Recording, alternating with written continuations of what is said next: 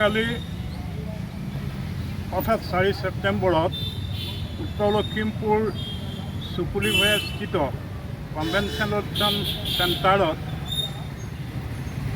Cabinet বৈঠকৰ অন্তত অসমৰ মাননীয় মুখ্যমন্ত্ৰী মহোদয়ে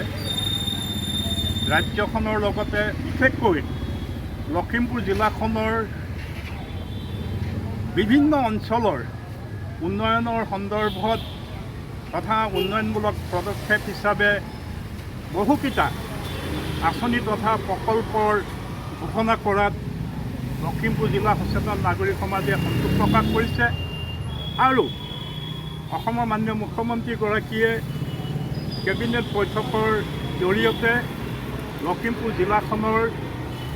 বিভিন্ন উন্নয়নমূলক আঁচনি আৰু প্ৰকল্প ঘোষণা কৰাত জিলা সচেতন নাগৰিক সমাজে আদৰণি জনোৱাৰ লগতে উক্ত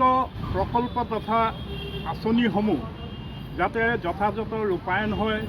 তাৰ প্ৰতি বলিষ্ঠ উদ্যোগ ল'বলৈ অসমৰ মাননীয় মুখ্যমন্ত্ৰী মহোদয়ক লখিমপুৰ জিলা সচেতন নাগৰিক সমাজে আহ্বান জনাইছে। লগতে লখিমপুৰ জিলাখনৰ বিভিন্ন জ্বলন্ত সমস্যাৱলীবিলাকৰ ওপৰত অদূৰ ভৱিষ্যতে যাতে মুখ্যমন্ত্ৰীগৰাকীৰ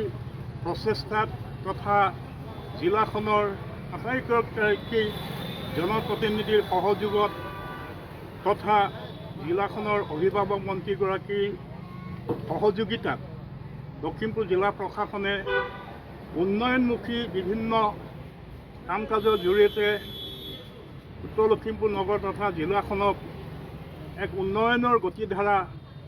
সৃষ্টি কৰে তাৰ প্ৰতি লখিমপুৰ জিলা সচেতন নাগৰিক সমাজে আশা প্ৰকাশ কৰিছে আৰু প্ৰতিটো প্ৰকল্পৰ সঠিক ৰূপায়ণৰ বাবে আশা কৰিছে। ধন্যবাদ।